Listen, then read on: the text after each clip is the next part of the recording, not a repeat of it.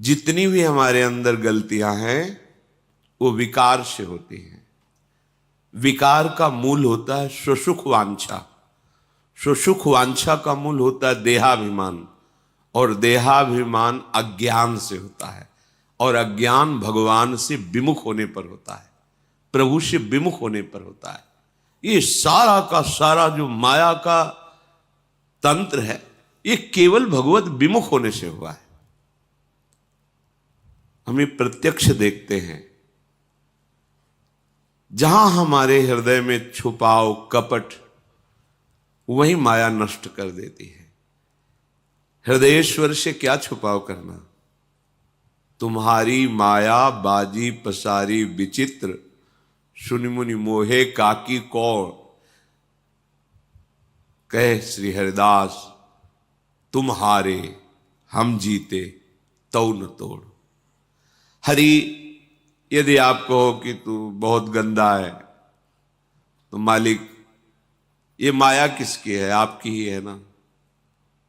बड़े बड़े ऋषि मुनि किसकी गोद में बैठकर आपको भूल जाते हैं? आपकी माया ना। तो है किसकी? तुम्हारी माया बाजी पसारी विचित्र, तो समझ में ही नहीं आती। और आप सदैव हमारा हित करने में लगे हैं, और मैं सदैव आपकी आज्ञा उल्लंघन कर रहा हूं। पर वाह मेरे प्यारे, आप मेरा साथ नहीं छोड़ रहे। यद्यपि आप हार चुके हो मुझे सुधारते सुधारते, मैं बिगाड़ते बिगाड़ते जीत गया हूं, फिर भी आप अपनी कृपा की बाण नहीं छोड़ते। आप हम पर कृपा कर ही रहे। ऐसा तो मेरे प्रभु का स्वभाव है। और आप प्रभु से भी छल कपट दुराव, अरे ये इतने कृपालु हैं, बस जैसे हो वैसे इनके सामने पे बस नहीं मानना। जीव का स्वभाव है ना मानना, इसी से ये दुर्गति हो रही। नहीं, भगवान और गुरुदेव और भगवत प्रेमी महात्मा ये कहने को तीन है। वैसा ही हृदय जैसा भगवान का, वैसे ही भक्तों का हृदय हो जाता है। क्योंकि भगवान कहते साधु हृदयम मह्यम, मैं साधु का हृदय बन जाता हूं।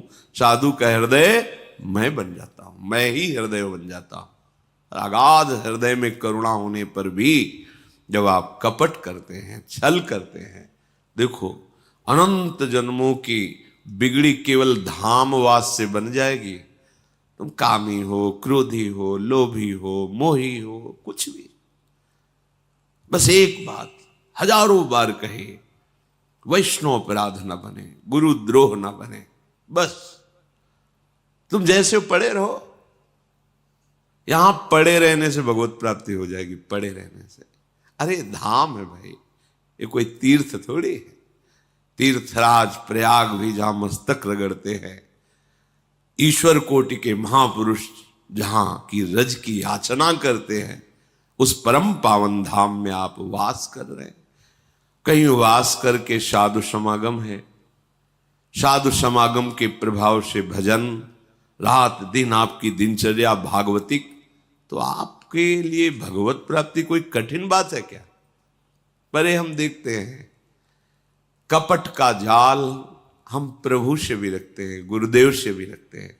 अपने हृदय की बात उनको नहीं बताते हैं। मन ही मन जो हमारे अंदर प्रेरणाएं आती हैं उसके अनुसार कार्य करते हैं। फिर जानते, अभी इसी शास्त्र में आप आगे श्रवण करेंगे, जब कोई गुरु आज्ञा का उल्लंघन करता है और अधर्म आचरण करता है, तो जो राक्षस लोग हैं, दैत्य लोग हैं, उनका आवेश उन पर हो जाता है। आगे प्रश्न आगे आएगा, जो अभी चरित्र सुनाएंगे उसमें आगे आएगा कि ये भीष्म कैसे मार सकते हैं पांडवों को, कैसे मार सकते हैं पांडवों के पक्ष को। तो दैत्य लोग कहते हैं युधिष्ठिर को, तुम्हें बिल्कुल निश्चिंत रहना चाहिए, हम सब तैयार हैं। ये अमुक भीष्म के हृदय में जाएंगे, ये द्रोणाचार्य के हृदय में जाएंगे, क्योंकि वो अधर्म का पक्ष लें, इसलिए मेरे उनके प्रवेश करने में कोई भय नहीं। अब भीष्म कार्य नहीं करेंगे, मैं कार्य करूंगा उनके शरीर में बैठकर।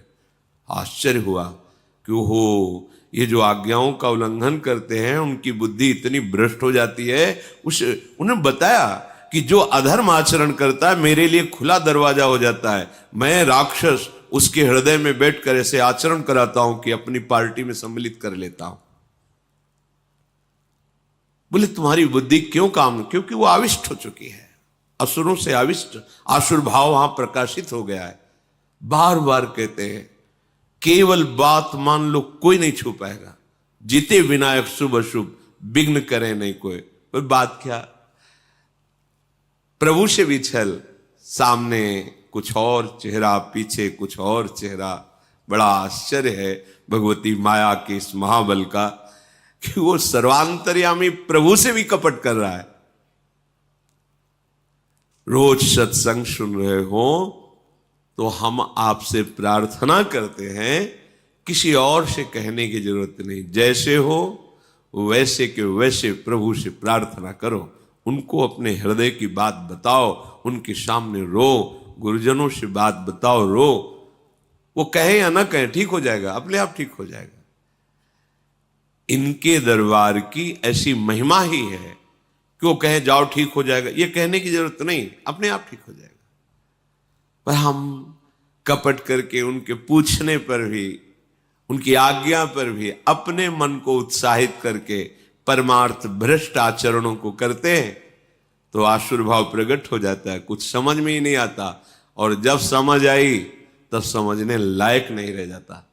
इसलिए रोज सत्संग सुनते हो, आप सबसे प्रार्थना है कि आप जो अधर्माचरण करेंगे उसका फल तो न्यून हो सकता है माना, पर इन दैत्यों का, इन असुरों का प्रवेश करने का रास्ता बन जाएगा। ये आसुर भाव, ये राक्षसी भाव तुम्हारे अंदर आकर फिर वो कृत्य कराएगा जो तुम बाद में कहोगे कि मैंने किया ही नहीं, पता नहीं कौन मेरे से करवा लिया। ये शास्त्र के रहस्य की बात बता रहे हैं आपको। इसलिए बहुत सावधान, बहुत कीमती जन्म है। सत्संग में बार बार कहते हैं सावधान हुए तो धाम भी छूट जाएगा, श्री जी के चरणारविंद का आश्रय छूट जाएगा, जीवन निरर्थक हो जाएगा। नहीं मानना, अहंकार इतना बैठा हुआ है कि बस वासना के प्रवाह की तरफ ही बहाए लिए जा रहा है। अरे डूबने वाले को एक तिनके का सहारा बहुत बड़ा होता है, फिर तुम्हें तो लाडली जी का सहारा मिला है, बहुत समुद्र में कैसे डूब सकते हो? गुरुदेव का सहारा मिला, कैसे डूब सकते हो? पर तुमने तो सहारा नहीं, सहारा तो लिया भोगों का, छल का, कपट का सहारा लिया, डूब जाओगे। सत्संग सुनो, उसे आचरण में उतारो और मन से लड़ना सीखो। ये मन से जो तुम हार रहे हो, इसमें तुम्हारी कमी है। तुम इतना दुलार मन को क्यों करते हो? थोड़ा प्यार तो प्रभु से कर लो, प्रभु के नाम से कर लो, प्रभु के जनों से कर लो, प्रभु की बात पर कर लो। अनंत जन्मों से इसी मन का दुलार करते रहे हो, इस जन्म में थोड़ा तो समझ जाओ। पर वो समझना नहीं, अपनी समझ को वासना के हाथ समर्पित कर दिया तो कैसे समझ पाओगे? उपासना के हाथ समर्पित कर दो, अभी ठीक हो जाओगे, अभी समझ जाओगे। कुछ ठीक नहीं होना, बस स्वीकृति बदल देनी। जहां स्वीकृति बदली तुम विजय प्राप्त कर लोगे। न तुम स्त्री हो, न पुरुष हो, भगवान के अंश हो, प्रियाजू के निज जन हो, ये कहां स्वीकृति?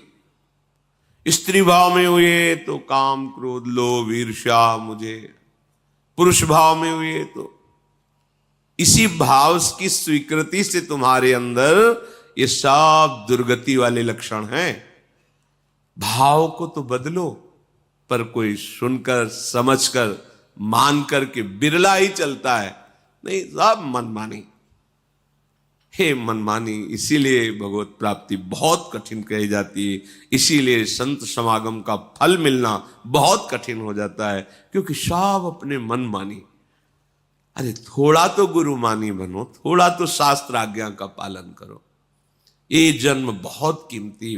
देखो वैसे ही प्रारब्ध कर्म बड़े बड़े संतों को देखो कष्ट दे रहे हैं, तो आप विचार करो जरा, क्या आप सदैव सुखी रहेंगे? क्या आपका सदैव शरीर स्वस्थ रहेगा? क्या आपको सदैव सहयोग मिलेगा सांसारिक व्यक्तियों का? आज तुम्हारा शरीर स्वस्थ है, तुम जवान हो, तो तुम्हारे शरीर को भोगने के लिए तुम्हें मित्र मिल जाएगा। कल जब तुम्हारा शरीर अस्वस्थ होगा और तुम्हारा पाप कर्म बढ़ जाने के कारण सब कुछ क्षीण होगा, तब तुम्हें जिससे मिलना चाहिए उससे मिलने की सामर्थ्य नहीं रह जाएगी।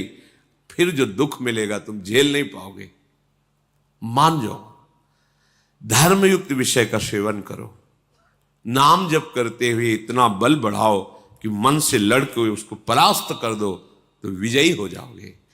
प्रभु के जनों के हृदय में जो प्रेम है वो तुम्हारा उत्थान कर देगा, वो तुम्हारा मंगल कर देगा। देखो, श्री भगवान स्वयं करुणा करके उपदेश करते हैं, तुम्हें कुछ नहीं करना, केवल मेरा चिंतन करो, मैं सब संभाल लूंगा। अनन्यस चिंतयन्तो माम ये जना परिपासते तेषाम नित्याभियुक्ता नाम योगक्षेमं वहाम्यहम्। क्यों नहीं आप इस बात को समझते? राधा राधा राधा राधा सब संभाल लें, पर नहीं करना। छुप छुप के पापाचरण करना, छुप छुप के गंदी बातों का अंदर विस्तार बढ़ाना, छुप छुप के धर्म विरुद्ध मार्ग चलना, और बाहर से सत्संगी बने रहना, बाहर से भक्त का बाना पहने रहना, ये क्या है? तुम प्रभु को ठगना चाहते हो।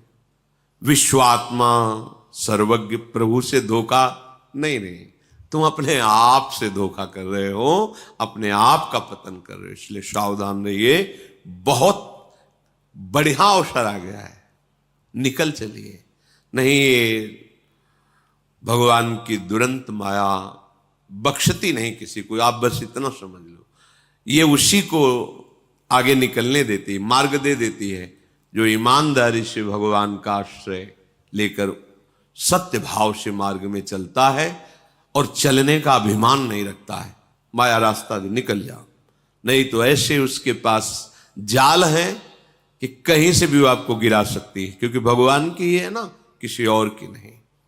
जो भोजन है ये जीवन का एक बहुत बड़ा अंग है, हमारे प्राणों का पोषण होता है, और सूक्ष्म बात, इससे हमारे मन का निर्माण होता है। अगर हम अपवित्र भोजन, गंदे विचारों से युक्त बनाया हुआ भोजन, अधर्म के द्वारा कमाए हुए धन से भोजन, तो वो हमारे मन को वासना में कर देगा, मलिन कर देगा, और बुद्धि को निर्णय ठीक करने की शक्ति का अपहरण कर लेगा। अगर हम इस पद्धति से भोजन पाते तो हमारी बुद्धि प्रकाशित होगी और मन ठीक हो जाएगा। वैसे भी ग्रामीण कहावत में भी जैसा खाए अन्न वैसा बने मन, इसका बहुत बड़ा प्रभाव पड़ता है। तो धर्म से कमाए हुए अन्न को जब हम रसोई में अमनिया करें तो उस समय विषय वार्ता, विषय चिंतन नहीं होना चाहिए। अंदर ही अंदर नाम जप करो, भगवत चिंतन करो और विचार करो कि प्रभु को भोग लगाना है, चाहे गृहस्थ हो चाहे विरक्त। प्रभु को अर्पित करने की भावना में ही पवित्रता आ जाती है। छूना मत, श्री जी को भोग लगाना है, एक पवित्रता आ जाती है। और जब हम भोग लगा के प्रसाद पाए तो दूसरे हाथ का स्पर्श न हो, बाएं हाथ का स्पर्श न हो। जैसे जो लोग दोनों हाथों से ऐसे, ये बुद्धि को खराब करने वाला, ऐसे नहीं पाना चाहिए। बाएं हाथ को अलग करके दाहिने हाथ से, एक हाथ से ही भोजन पाने का विधान है, आराम से केवल नाम जप करते हुए। दूसरा,